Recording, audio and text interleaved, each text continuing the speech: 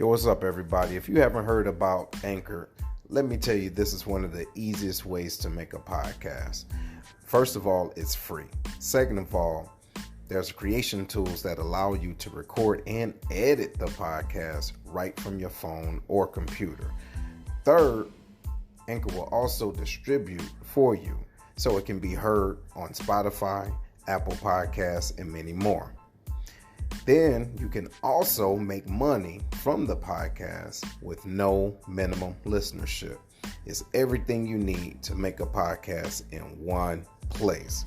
So download the free Anchor app or go to anchor.fm to get started. Trust me, you won't be disappointed. Later.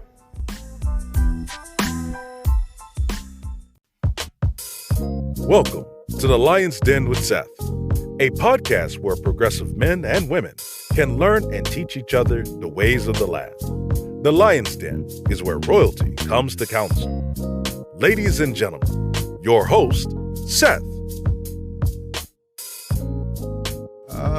What's going on, everybody? Welcome to another episode of The Lion's Den. I'm your boy, Seth. Hopefully everything is good with you. Hopefully everything is great. And before we go into anything too deep, of course, we got to let y'all know that the show is brought to you by Miss Tracy Brown. If you want to make sure your credit is right, this is an individual that you need to call, okay? Our number is 618-560-3687. No matter what it is, whatever it is that you got going on, she can help you out. There's a lot of things we think we know about our credit and to how to build that financial freedom, but she is the one that can help you out. Again, the number is 618-560-3687. All right. So this is going to be a great show. We're going to be talking about social dilemma, the social media and all that. But before we go up into that, we're going to bring the den in. Y'all know how we do. What's going on, Herm? What's up? What's happening? What's going on? All right. How you feeling? Man, I'm doing good, bro. You know what I mean? That's good. November 1st, my first day of real retirement. Now I'm with you, Seth. Yo, Congratulations. Hey, you know what, man? Listen, and that's big. That's huge, man. That's huge. And congratulations on that, man. What's that? 21 years? 21, bro. Man, so not you free. You free. Yeah, man. I mean, I can say what I want online now. No, but you know what the thing is that you always kind of have. You know what I'm saying? So I don't know what that's going to look like, the unfiltered you. No, I'm just kidding, man. Yeah, right. Yo, Larry, what's up, man? Yo, what's up, man? It's another day in paradise. Good to be back home, in the process of purchasing my home here in Illinois. Congratulations. So Congratulations. You know what? Oh, yeah, I appreciate it, man. I love it. I love all this growth and development, man. Congratulations on that, man. Get your crib on. Other than that, you good? Hey, I'm good, man. Trying to set up shop and get ready for this new era, I guess you can say this new spot I'm going into, moving up the headquarters. So just everything is changing for the end of 2020 and the beginning of 2021, man. That's good, man. All blessings into that, right? Because this year's been so out of line, man. Will, what's popping, man? Hey, what's going on? Hey, Seth, you know you the man. Hey, Herm, congratulations, brother. 21 years of dedication, my dude.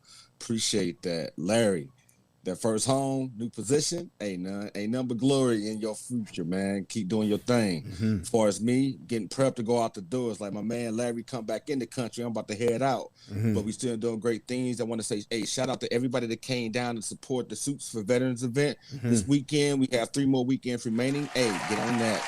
Yes. I own that, take advantage, man. We out here for you. Other than that, ready to get this show going, talking about a very important topic, especially as it relates to these kids. They don't listen to that damn thing. Let's see what's going on and why. Yeah, we'll see. All right. So, ladies and gentlemen, we're going to be talking about social anxiety and the things that is included in that. So let me give you a quick synopsis of what that is. So for people with social anxiety disorder, everyday social interactions cause irritation, anxiety. All right. And it's like fear. They have fear, self-consciousness, and embarrassment. So in order to talk about that with more information, right, and with sound advice, not just me, you feel me, because I can give you a whole bunch of stuff that sound good and may not make a lick of sense to anybody, but I'm gonna let her get it in. Yeah, so I mean, this topic is very important today's age, man, because if you think about it, all of us, well, for the majority of us, are connected through social media in some form or fashion. You know what I mean? It's kind of hard to stay in the know or stay within today's society without that. And so we brought in a guest today to talk to us about, how that looks and how we can stay protected and make sure our kids and our loved ones are staying protected and the people around us. We got Major Dr. Michell Greenidge in the building.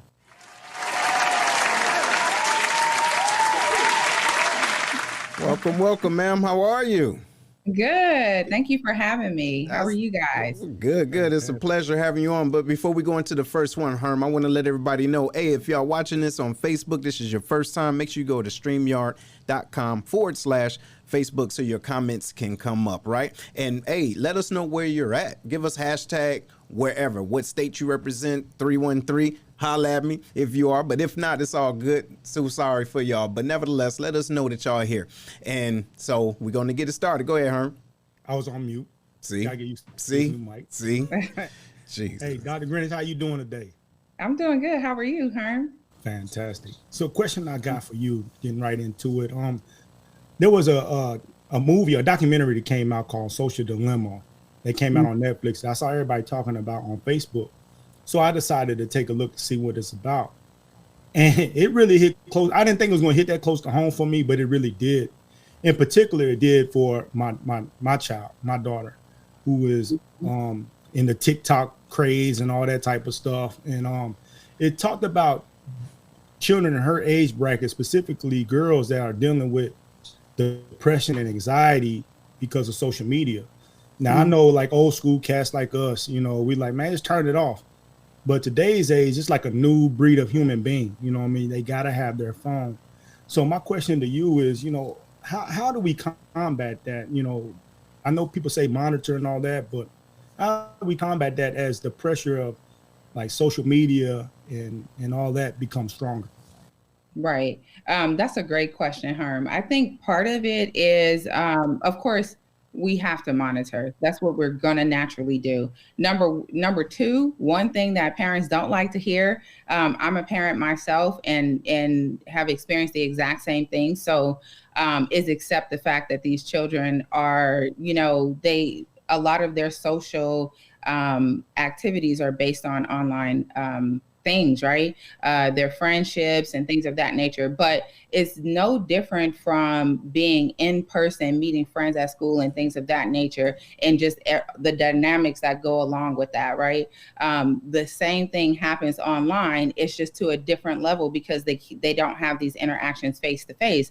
But young teenagers have that difficulty making friends, or maybe they make friends, but they want to make more friends, right? So online is a great way to do that. It makes them feel more popular, which is what they seek, right? So children they start to break away from us as parents, and they start to identify themselves with their friends. So this is a normal process. So when you connect that with social media, you're going to get even more friends. That sounds cool, right? And so that's part of the reason why children are really moved by it, especially if they have 1,000 friends and then somebody else has 50, right? That makes them feel important. So one of the things, and another thing is, so acceptance is number one, right? Accept the fact that it's going to happen. Whether you decide that you're not going to give your child that cell phone, or you're going to only limit them to a certain amount of time online, they're going to find ways to get on there. So you have to accept the fact that it's going to happen. And that's just the way this generation is going, right? So the second thing that you want to do is number two is know that you have to give them so much love. And not saying that we're not already doing that, but we have to shower these kids with so much more love than we ever have before, so that they know they're always going to get that from the house, right? And I think a lot of times, especially in this day and age, even with us, we're always working, right? So where are our children getting that social support? They're getting it from friends or online, right? We've got to do better as a whole of giving back to our children the way that we need, even though we're working 2 and 3 jobs. That's what we're doing. Our generation is working a lot. So a lot of it is not having, like, we love our kids. They know that we love, but we got to work a little bit harder to show them that physically, being more present, if you know what I'm saying, right? And we have to own that. And I know people don't like to hear that, but it's the truth. For me, I'll just give you a prime example. For me, it came a time where my daughter was like, "Mom, you work too much. You're never at home." So where is she getting that support from if she's identifying that I'm never at home, right? And that just instantly clicked in my head, I need to do something different. And so I had to reel it back a little bit and set boundaries at work so I could be more present. And that's the key word, present at home.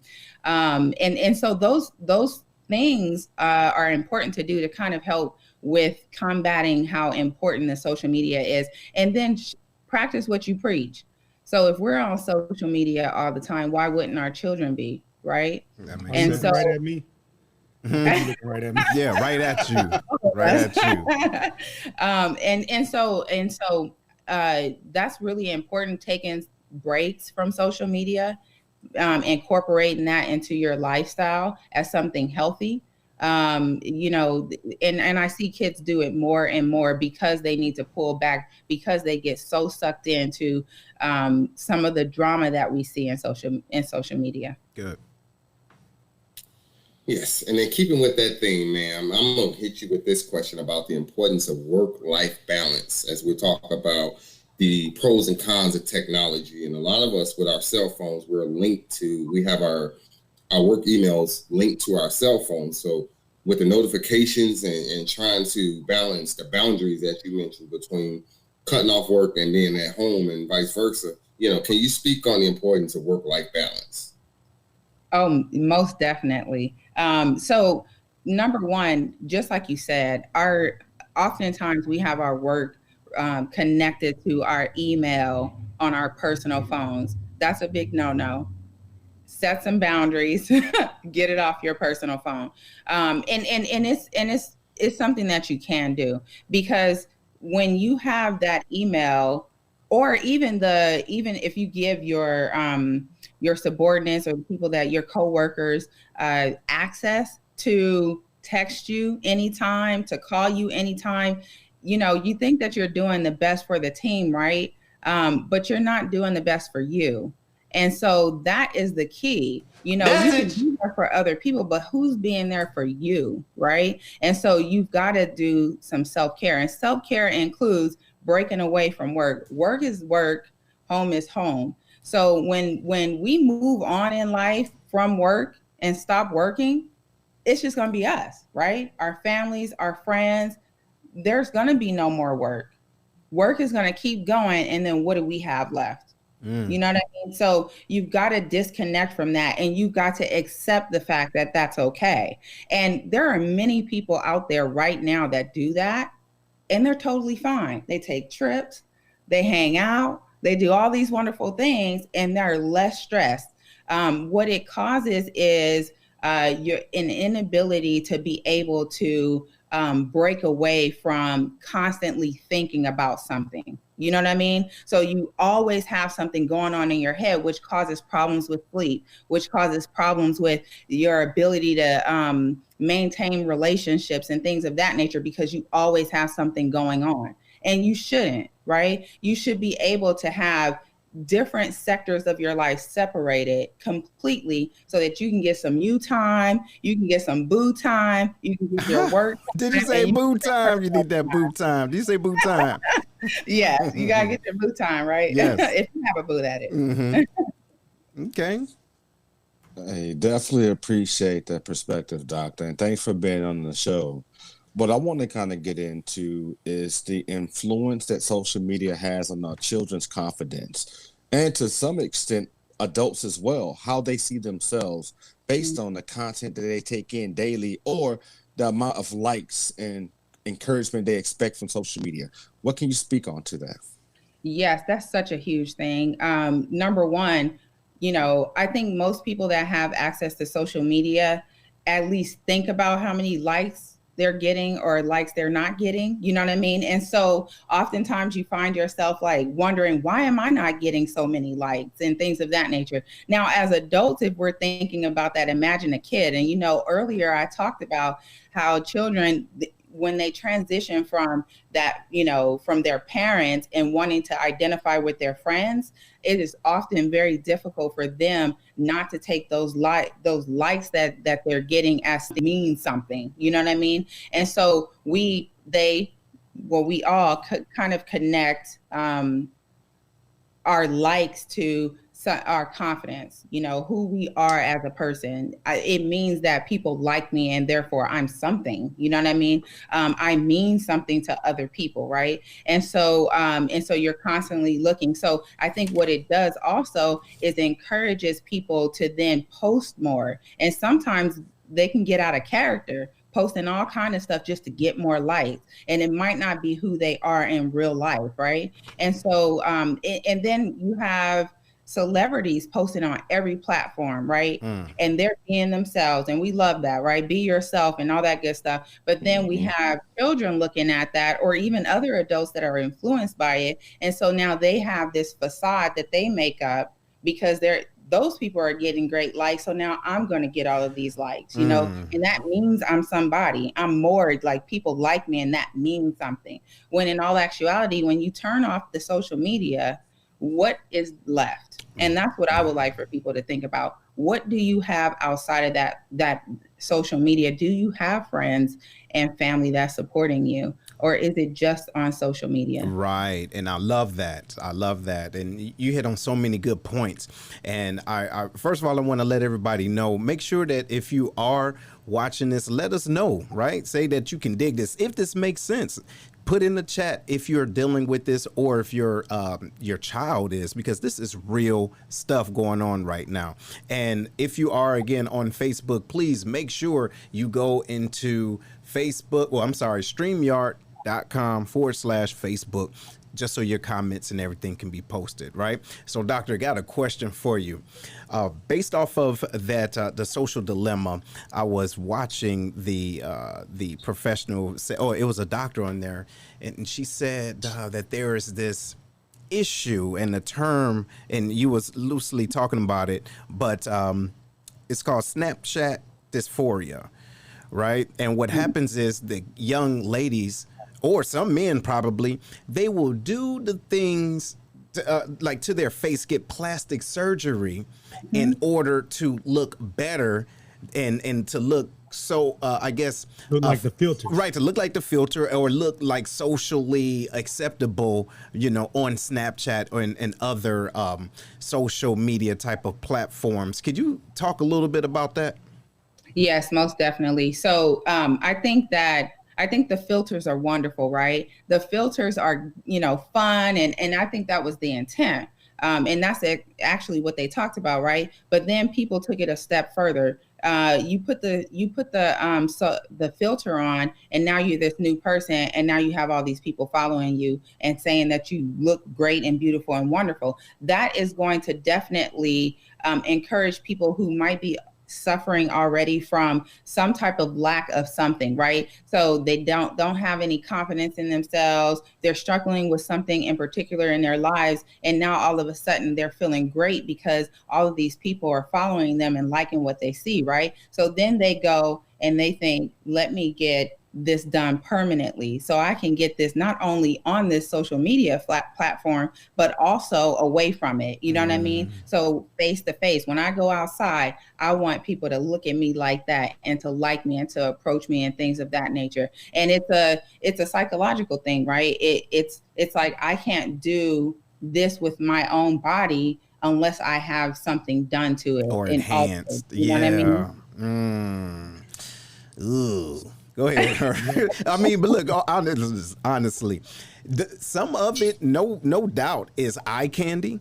You understand? It is. But then after that, where's the substance? And I don't think individuals know, because ultimately that's what's going to hurt when someone give you the attention that you want, but then that's it, because that's all you have to offer. Exactly. Bro, I had an ex that used them filters all the time, and I'm like, you know damn well you don't look like that. Cut it out. You know what I mean? You don't, right. you don't look like that all the time. But check, Doc. So now that we got all that identified, right? You know, and for old school parents, you know, that are dealing with kids like that, a lot of us, well, some of us would think, oh, man, this kid just need their ass whooped. How do we know, you know what I'm saying, that, you know, they are suffering from anxiety or something affecting them on their phone? And what do we do to help our child when it comes to that? I know go to counseling, but what other things can we do to help our child when they fall into those kind of traps besides whooping their ass? Log out. I love that. Number one, I still think it, you know, I can't do it because my kids are grown now, but, and I just want to say really quickly, I'm not hating on people that get their bodies altered.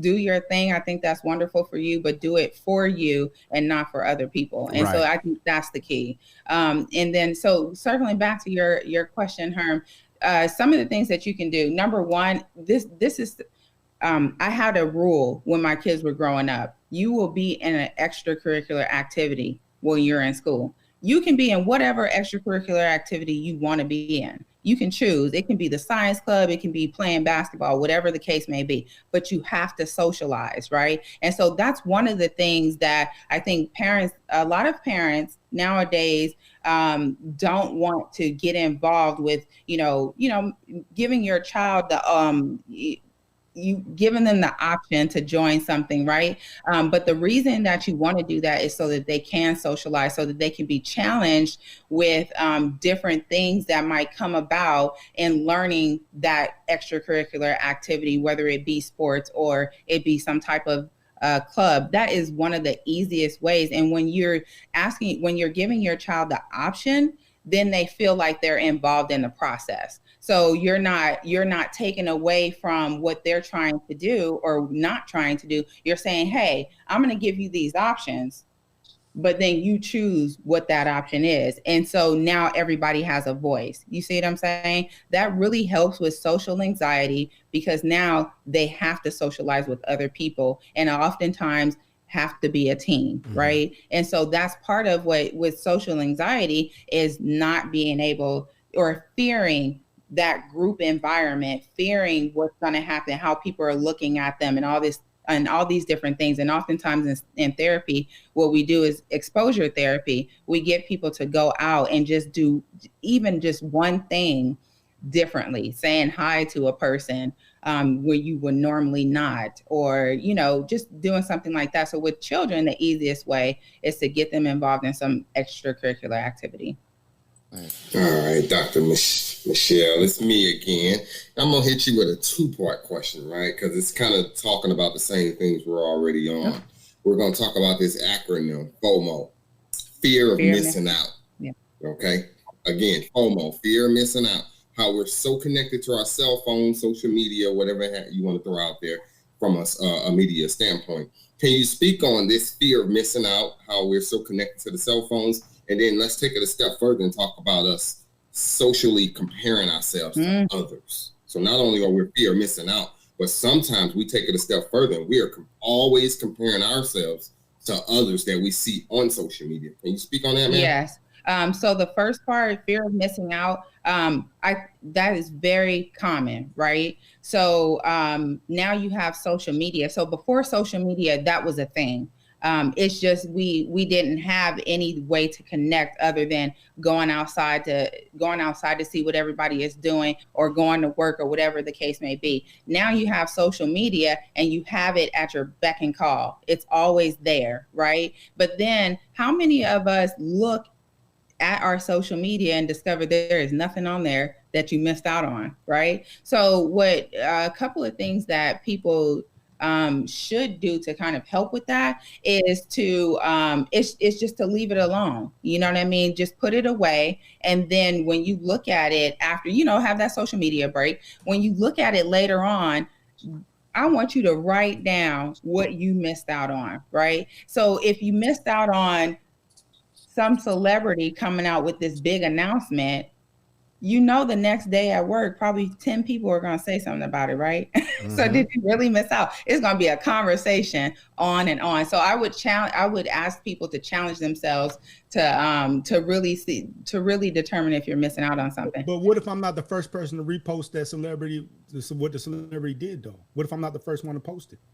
If you're not the first one to post it, somebody else will. I know, and then I missed out. See? So when you didn't post it first, what happened? I became less important. There you go. So less traffic to my page, and I didn't get the likes that I wanted. Right. So then what are you going to do with that? Come up with something else, right? Something that might not be what you would normally do, just so that you can catch up on those likes. See, and me, yeah, that's what I'm gonna do. Right. Tell me her gonna start stripping now. No. See. But he brings up a great point, though. This is exactly the process that goes along that people think. So you, as a mature adult, doing that, you can probably censor what you're going to do. You know what to and what not to post. A child would not. You see what I'm saying? So if we're having the conversations in our house with our family members, our friends, and talk about these things and how important or not important these things are, that's one of the first steps that you can do, especially with kids. And then Larry, what was the other question? No, you answered it. You answered it. Oh. Go ahead. Next. Hey, doctor, you're bringing so many great points up. What I want to get after is how to, as you said, we kind of understand the do's and don'ts of social media for most of us. But for those kids, it's not the fact that they don't understand. It's like it's becoming a standard for them. Like the goals are not morally based. It's more so what everybody else is doing. So they're influenced by what the normacy is from what they see on a day-to-day basis. If you're not involved in what your kids are doing on social media consistently, then you don't know. Your kid can have an alter ego. You think they have one social media site when they got 27 of them jokers. Yeah. What are you doing to kind of keep up with what your kids are doing so you can know how to help them? Yeah. And you know what, that was the other piece that he had talked about as well is, people, us identifying ourselves pretty much as through what we see on social media. So I'd like to say that it's the next best thing, the thing that's in, we all want to do. If it's buying those little purses that people put on, they strap on. I don't know what those things are called. You talking about those new age fanny packs? No, I don't. That's what it is. And Herm do got one. You got one. Yeah, it ain't nothing but the fanny pack. Those, man. Get the hell That's why you put it around your. Anyway, go ahead. Yes. So we're going with the next best thing. This isn't something new. This is something that has been happening for many years, and that's kind of the thing that I want to have. So across the board is that we've had all of these things before, but with social media, it's dialed up times 20, right? And so the part of the matter, the part of it that you want to think about is who you are as a person. Like, is this you? Is a fanny pack really in? You know what I mean? Is that a thing? Wait, hold on. Yeah. don't even try it. Because it is, Herm. But I'm glad that you said that. I'm glad you said that because you hit on so many great points. And Larry actually, he said this as well. But the question is, yes, he do. He has a MERS. You're absolutely right, Pink. He does. Hey, but look, that's the deal. Is it really you?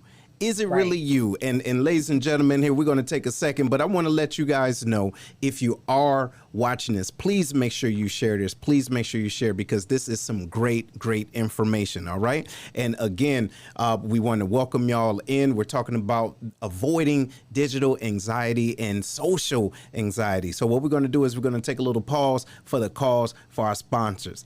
Stay tuned. Monique Slater is a top negotiating, award-winning real estate agent in San Antonio, Texas. Her focus is on educating and empowering individuals on building generational wealth through home ownership while providing exceptional service with integrity and excellence. Although her heart is for serving first-time home owners and the military community, her clientele ranges from $100,000 to $2.5 million.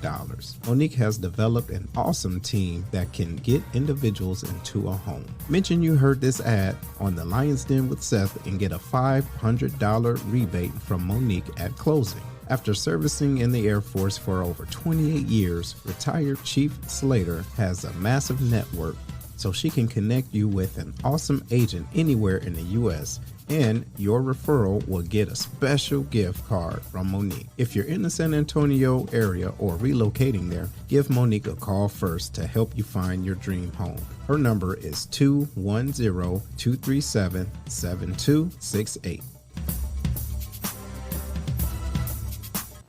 One thing we can cherish during these times is family dinners. Think about it, the nice, succulent Southern fried chicken, baked beans cooked to perfection, creamy macaroni and cheese, cornbread.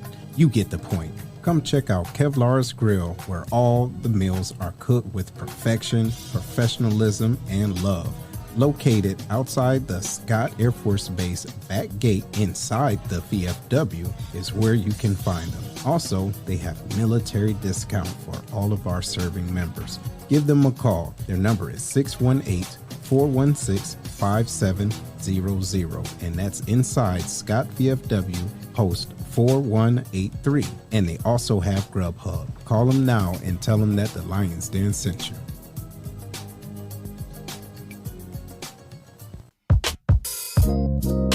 Like what you hear so far?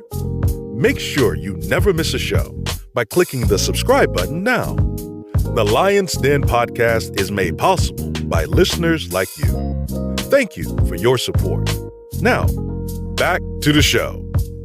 Yo, what's going on, everybody? Welcome back to the Lions Den. We're talking about avoiding digital anxiety, all right? So make sure that you're commenting, that you're in. We love y'all. We appreciate y'all. We got a nice doctor on that's giving us that real good. But before we go back into the show, I want to let all the viewers know and everyone that's listening right now, we have an incentive. We do this every quarter, right, or so, and it's called In Front of the Mic event. And the goal is to give back to the community. So what we're going to do this month, all right, starting today, we're feeding the block. The incentive is we're going to give 50 meals to the homeless in St. Louis. Okay, so the incentive will run from the 1st today all the way into the 20th of November. And then what we're going to do is we're going to take those funds and go to St. Louis and make sure that we give the food to the homeless. And the goal is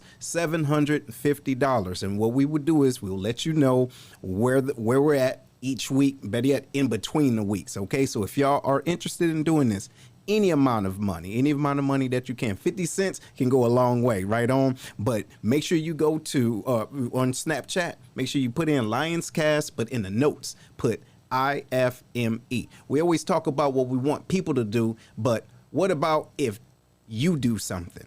If I can do this. So this is a In Front of the Mic event. So that's our goal. Again, from the 1st all the way into the 20th, and y'all have enough time to get it in. All right, and I'm gonna leave this up for y'all. But back to the show, everybody. Back to the show. Welcome back, everybody. Welcome back. So Major Doctor. Either way. Okay. So what made you really want to get into the mental health field? In gaining your, I guess your higher education in mental health?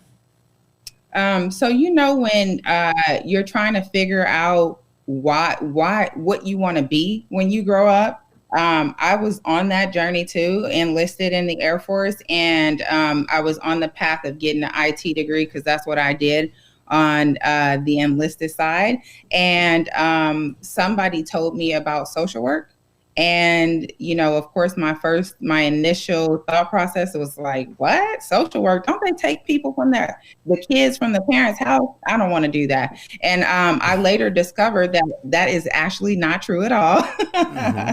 And I'm good at talking with people. That's one of my gifts. And I started on the social work journey and discovered that it was the best thing for me. I live for it. You know what I mean? And so I just kept going until I really couldn't go anymore. That's dope. Hey, before I give it back to Herm, ladies and gentlemen, if I said Check it out on Snapchat. I mean, Cash App. All right. All these acronyms and all these little kid things. So make sure you go to Cash App. All right. Lions Cast. Sorry, I said that wrong, but my bad. Go ahead, Herm. Yeah, man. You're going to have people looking on Snapchat trying to find you and your filters. Right. But, It ain't got none. But check this out, Doc. So I've said before that we're dealing with a whole new different species of human. I believe that because of how we are connected to our phones. You know, I work now in the restaurant business with my mother and my sister. And what I notice now is when I watch people interact, I see a whole group of young people just on their phones the whole time that they're supposed to be sitting there fellowshipping with each other. They're on their phones playing games with each other, not really talking with each other. Mm-hmm. How do you see that increasing? Like we stop really interacting with each other? You know what I'm saying? Because I find that most people now are socially awkward in person. But online, there's so much cooler. There's a country song that says, "I'm so much cooler online." You know what I mean? But in person, you know, they don't even know how to put two words together with you. Mm-hmm. You know what I'm saying? Yeah. Like, so do you see that increasing? And does that also attribute to social anxiety? Definitely. Yes. And it's increased over time, right? So we see it. I even catch myself doing it sometimes where I'm sitting waiting for my drink to come and I'm on my phone or whatever. So we had a rule in our family that during dinner time we were not to use anything, any electronic. We had to put it up and have conversations. And you know, the kids are like, oh, you know, I don't have anything to say. But after you start doing it on a regular basis, everybody will have something to say. One of the things is online, you can be whoever you want, right? That's why we have a thing called catfishing. You can be whomever you want. So we all have fantasies and ideas and things that we want to do. A lot of times we either can do it because it's realistic and we can do it, right? And then other times we just simply can't because we are not those people. So social media will give you the opportunity to do those things, to be that cool person that you might not be in school, right? Or might not be at work or whatever the case may be. So you become this person online, you know what I mean? And now that's why you can talk all this talk, but in face to face, you're super meek and, you know, all those good things. And so, it's kind of like a video game, right? We get lost in the video game. Being an avatar in a way. Yes, yes. You can change. You can have these whole families on it. I heard about this and I was like, what? If that's what connects people socially, then why wouldn't they just connect with that and nothing else? You know, the problem with it is that you have to have a balance between both. Because reality is one thing, and then social media or the internet is a completely different ballgame. And people have to understand that. But if you already have social anxiety, you already have some type of fear or something, it's just going to make it 10 times worse when you get lost in that internet world. You know what I mean? And it helps your anxiety in some ways, right? Because now you can be who you want to be. But then how do you transition that to real life? You know what I mean? Yeah. And then keeping on that same topic, let's talk about how social anxiety impacts our sleeping habits. So we've kind of touched on it backstage about the rays that come out of our blue light cell phones, because most of us use our cell phones at night for, alarms. But also, right before I go to bed, and I'll speak for me personally, especially on Sunday night, I play fantasy football. So I'm always trying to check my scores. And that 1 second of trying to check something turns into an hour because I'm now watching videos, checking emails, and some other stuff. But talk about how that impacts our sleeping, which also impacts the next day as far as us being a fully functional human. Can you speak on that, man? Oh, most definitely. And you know what? That's the Netflix show that Herm was talking about earlier. That's exactly what they're trying to do, is suck you in, right? That's kind of what they talked about. At least that's what I took away from that show. Mm-hmm. They're trying to find ways to suck you in so that you can stay on Facebook, Twitter, or whatever the case may be, right? And you have to be You have to control it. So this is one of the things that I say in therapy all the time is with anxiety, depression, whatever you're suffering from, social anxiety or whatever, you have to learn to control it as opposed to allowing it to control you, right? And so some of those things is when you have that phone, you either put that phone down or you don't. If you don't put that phone down, that blue light is going to affect your ability to sleep because it messes with your melatonin. And the melatonin is what we need to be able to sleep, right? It's a part of our circadian rhythm, or our sleep wake cycle, if that makes a little bit more sense. And so if we don't get enough melatonin, we're not going to be able to sleep. You know what I mean? And so that blue light messes with that. So if you need an alarm, just get a regular alarm. They still sell them at Walmart. I'm telling you. They do. Or I think in backstage, Larry, we were talking about, you said, you know, people say, put your phone in another room. I often tell people, put it so far away that you have to get up and go grab that phone to turn it off, right? Yeah, and that's what it does. You will start the second, like, all right, do I really want to get up and get this phone, or can I just stay in bed? Is it that serious? Yeah. Right. Mm-hmm. It is that serious. And you know what? It's the same way if you're sleeping in bed and it's cold and you're warm up under those covers and you're trying to figure out if you're going to get up and be cold or you're going to stay up under the cover. It's the same thing. We struggle with all of these different things in different aspects of our lives, right? But we are the persons that have to control it, right? We have the power to control every aspect of this, or we allow things to control us. And who wants that? See? Man, you dropped some good gems, Doc. Getting back to this social dilemma documentary, something I took away from is how you say they're targeting you to get you to stay on, right? The biggest thing is that they're looking for your weaknesses as well. Yeah. They're looking for your likes so they can tailor things to it to where it's drawing you in so much that you don't have control of it. Almost like if you're calling your kids and you think they're annoying you, they're infatuated by what they're looking at. Yeah. We have to consider that it's a psychological issue. Mm-hmm. It's not the fact they're being disobedient, and how to respond to that as best way as we can as parents. Mm-hmm. And what I'm looking at, you brought up earlier about how you have rules of engagement at your dinner table, no electronic devices. Right. And I'm like this, why does your kid need an iPhone? You know, flip phone's still popping at AT&T or Walmart. I say, well, ain't nothing wrong with a downgrade. They're going to get clowned to death at school. Hey, something you going to learn today. See, I'm just saying, like, I mean, we say that, exactly. But then now you make your kid a target. You know so that's the deal. Now, if you know your daughter or your son is in a lane, you're creating a lane.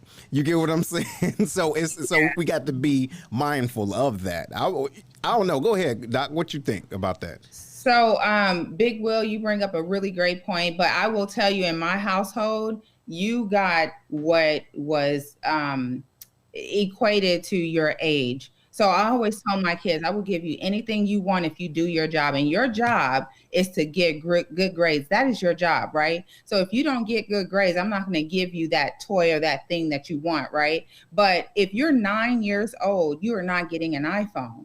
If you're 15, I will get you that iPhone. So just because all your friends at school have these phones, that's not going to make me as a parent want to give you that phone. So how can you still figure out how to be cool and not have a phone at 9 years old? And I have three kids altogether that I raised, right? And you can ask each and every one of them. Not one of them had a phone before they were teenagers. You see what I'm saying? And it just wasn't going to happen. You know what I mean? And so I stuck to that. And my kids, they do social media. They have balance. Sometimes they don't. You know, I learned things on the social media that I should have learned over the phone. But you know, hey, we have to take some of that with a grain of salt. But you brought up a good point, Big Will, about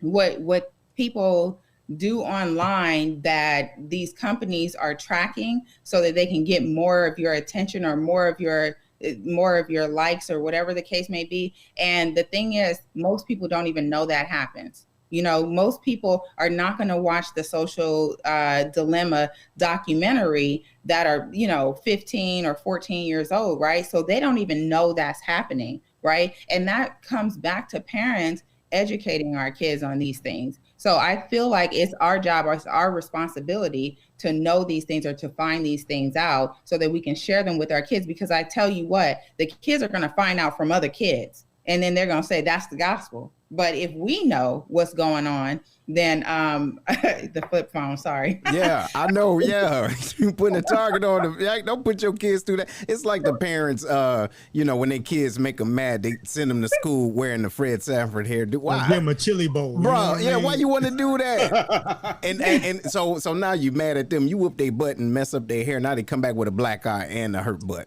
Exactly. You know what I'm saying? Hey, your outfit and your phone gonna match your effort. How about that? See, you're gonna earn every piece of this. That makes sense.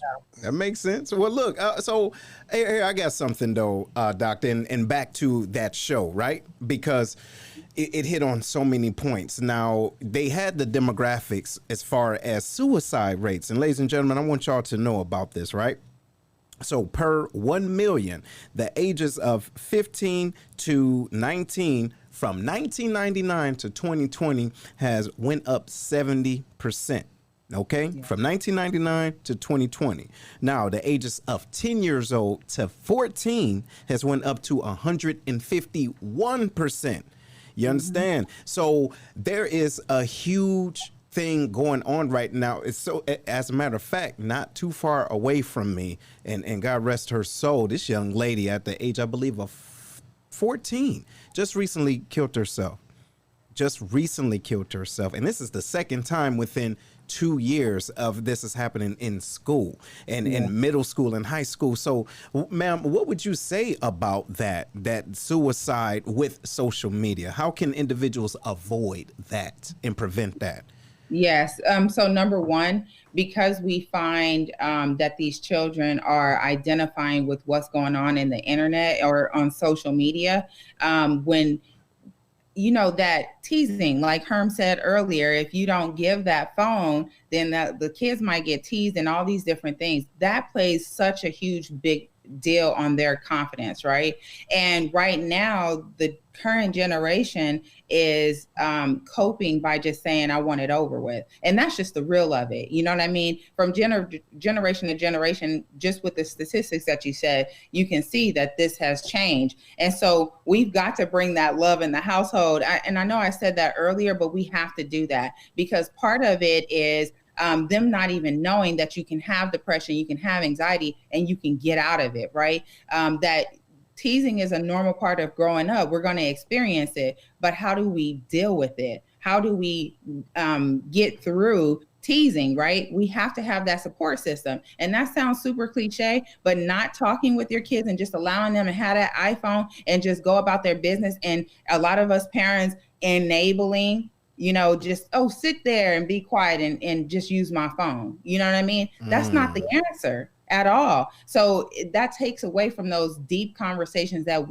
I know we had growing up with at least our siblings, you know what I mean? Our cousins or somebody in the family we were talking to about some of these things that we don't get right now because we got the cell phone that the parents will give to the children just to shut them up. You know what I mean? No, we need to have conversations. And that's one of the biggest things that I see that we're missing. And that's part of, not all of, but part of why the suicide rates go up, because they do feel like I'm alone and nothing's going to get better and nobody understands me. Especially parents who doesn't understand that social media is important to me. And that's one of the reasons why I said in the beginning, you have to accept that this is a part of their lives. And so now how are you going to incorporate yourself? You got to learn the language. You know what I mean? Got to, in order to understand it, especially now during COVID. Wow. Yep. I honestly think as parents, we give our kids anxiety. Oh, you think so? By the way that we try, based on, we think old school, and we don't go through what they go through now. Yep. We don't have to worry about getting bullied in our bedrooms as they do, and how they deal with life and how they see life. This was created before they got here. And that's the deal. We don't have those conversations and be willing to talk to them because like we're real quick to say, well, you know what? Back in my day, we used to walk to school 50. Okay, well, look, that happened in your day. Here it is, 2020. Look, day. you dig? Hey, listen, look. Hey, they can straight up Uber to school, whatever. We didn't have that then. So it's time for us to not to put our passe thought process on our kids and expect them to be, but go ahead, my bad. Yo, Will, that's 100% right, man, because a lot of times us as adults, man, we look at it through our lens and when we were kids. Yeah, man, it is not that day no more, bro. You know what I mean? My kids now, people got access to your kids, you know what I'm saying, through their phones that we couldn't even imagine when we was kids. Fact. Yeah. And when we talk about like stuff like them on social media, they'll know more about the social media game than we would. So that's why we can't catch everything. You know what I'm saying? It's like they already know all the tricks, the proxy servers, all this stuff I'm trying to catch up on just to find out what they about to do next. Yeah. You know what I'm saying? So it's you said psychological issue. This is psychological warfare that's going on. You know what I'm saying? So in order for us to protect our kids, it's like Doc said, man, shower them with love. You know what I mean? I'm so glad that we did this show. Because I'm going through it now with my own teenage girl, you know what I'm saying, my own preteen girl, and you know what I'm saying, it's not as easy as people think. Like, hey, let's take the phone from them. It ain't that, because now when you take the phone from them, now you're dealing with another issue you just created, because now they're disconnected from all their friends. Now you isolated them. So now what? You know what I mean? What do? You know what I mean? So it almost feel like it's a no-win situation. You take their phones, you try to monitor, you're behind. Yeah, man, but you know what, Herm? Actually, you do want to take the phone. You've got to. So if you're having the conversations, right? So this is like work, right? So you can't go to work and not do your job and expect to keep your job, right? So we can get that concept at work really good. It's the same concept at home. Work is not at home, right? But some of the same concepts are the same. So if you're not doing your part, why do you have that phone? So, but you set limits on that. So you can't say you're not going to have your phone for a month. That's unrealistic. At work, you're not going to get fired for a month, right? You're going to get fired, period, right? But you're going to get a warning first. And then you might get another one. There's like stepping stones. So you want to do the same thing with your children, and you have a conversation with them. You make it as realistic to how they're going to live as adults in your house. And that's the piece that I think that people miss. So when you're not getting that paycheck, it's just like you not having that phone. You see what I'm saying? So you can't. So you're basically saying like progressive discipline in your own crib. Consequence. There you go. There you go. Now, I'm not telling y'all to go run it just like, don't make up rules and regulations in your household in a book. You know what I mean? Oh, no. Have conversations with your children about it. And then talk to your children about it, and then be realistic with the consequence. So don't sit there and give them a month-long social media break because they did one thing that they probably were going to do regardless of whether they were your child or not, right? The children are supposed to make mistakes. They're going to make mistakes that you made. They're going to make mistakes that you didn't make. It's a different generation. It's a different time, but be realistic. Stop living in the past, live in the present, and raise your children. And think about when you were 15, what were you doing? Probably a lot of stuff that you didn't get caught doing. Hey, thank goodness. Thank a goodness. Camera phones was not around because listen, I'm saved now. You dig? I'm saved. Hallelujah. Anyway, hey, doctor, check this out. Pink said, once you take the phone, how do you deal with that? So what you're going to do is have them do something else. You know what I mean? What was it that they did or didn't do? You know what I mean? To get that phone taken away. So like I was saying before, have a conversation about, hey, this is what we're going to do in this household. You're going to hold up your end of the bargain. I'm going to hold up my end of the bargain. And one of the things that I used to tell my kids is, hey, I have consequences too. So if I don't hold my end of the bargain up as a parent, then you hold me accountable to it. And then we had a conversation about what that might be and what was realistic. And then because they had a say in that and holding me accountable, I also had a say in holding them accountable. And I know that sounds like, a lot of parents, they say, no, they say they're going to do what I say, right? But let's have a conversation, because realistically, as you become an adult, this is what's going to happen at work. You know what I mean? And so with your kids, you say, hey, this is the rules that we made up, right? So you can't have this phone for an hour. So now you need to go and do that thing or make up for whatever it is that you did, whether that be mow the lawn, go to the neighbors, apologize, write a letter, whatever the case may be. You have to have a plan to make up for what they did. All right. Well, Dr. Michelle, I appreciate your time and your effort in sharing your thoughts and your insights on this show and this topic. It was very well received. And I can take notes. I took notes on things that I can implement in my life. But I will say this. I am old school and I ain't ashamed of it. I will tell you like this. I will take a phone from you. If that's your thing as my child, and that's how I get your attention, I'm taking it. I don't give a damn about none of that. Whether the second and third order effects, that is not my problem. Listen, when I was young and I wanted to go outside and that was my thing, if I didn't do my chores or if I had bad grades, I couldn't go outside. Suck it up. Deal with your children, deal with reality. And I like what you said, and I like some of the comments. If you don't work, you don't get the grades. Having a cell phone is a privilege. It's not a right. All right? Just like going outside, doing all this social extracurricular activities, those are privileges. They're not rights. And we as parents have to know that. So I stand on that, and I ain't going nowhere. It is a privilege. You earn it. You good? You don't earn it? I'm taking it away. That's my answer. Thank you, man. Listen to this dude. He's so damn silly. Hey, shouts out to Larry, a.k.a. Ike. Hey, for your warm words. Hey, Doc, thank you for coming on. I appreciate everything that you had to share, your perspectives and your ideas, and sharing some of your personal methods that you utilize in your own household. For our audience members, thank you for engaging. And I just want to kind of leave you with this thought process here. It's hard to hold other people accountable if we don't hold ourselves accountable. We have to do our due diligence to see what our kids are going through before we can kind of help navigate them through that. I would say for myself, I need to be that person. I was old school like Larry, but I'm learning that you have to have a better balance. I'm 40, my kids aren't. They're half my age or younger. I have to learn that they're seeing the world through a different lens. I have to be able to be adaptable to them as well. Not just do what the hell I say, because sometimes it may not be the best way. It was the best way back then, but not necessarily right now. So I can say my charge to you guys, I'm going to do a better job to try to lead my family better and to be more accountable as a parent. So I urge everybody to get on board, and together we can do anything, because it takes a village. Till next time. All right.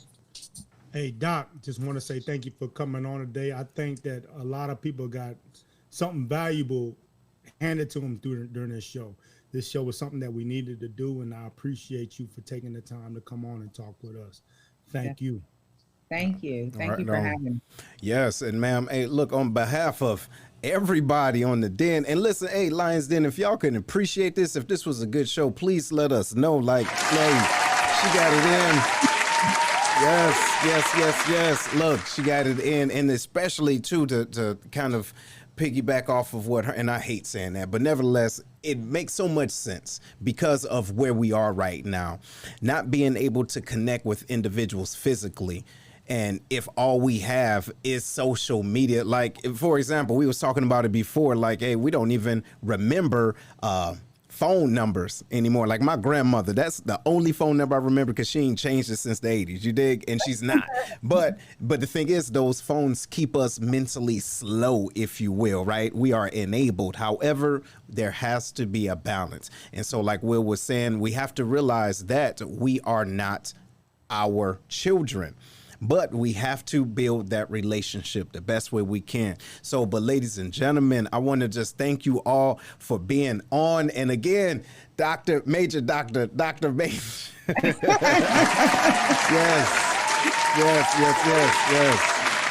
Yes, ma'am. So look, thank you for being on. And ladies and gentlemen, if you could, make sure you share, and comment. Don't forget about the Cash App. All right. The Cash App for Feeding the Block from the 1st through the 20th. So you have time. Make sure you go to Cash App, Lions Cast, all right, and put in a note so we know where it is, because I don't want to go and get some McDonald's off your Cash App, right? So make sure you put that in, IF IFME. Okay, put in IFME, and then we're going to continuously let you know how much it is, all right, and how much we got in the bank. But other than that, ladies and gentlemen, y'all take it easy and keep it greasy. We'll see y'all soon. Later.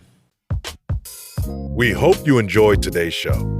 Make sure to listen to the show on Google Podcasts, Spotify, Breaker, and Radio Public, where you can subscribe, or via RSS, so you'll never miss a show. While you're at it, if you like or dislike this episode, we'd appreciate your feedback on Facebook at www.facebook.com/LionsCast. Check out the book, The Black Collar Mindset, The Art of Strategic Thinking, on Amazon, or www.theblackcollarmindset.com, a manual to maneuver through life strategically by holding yourself accountable. Tune in next week for another episode of The Lion's Den with Seth.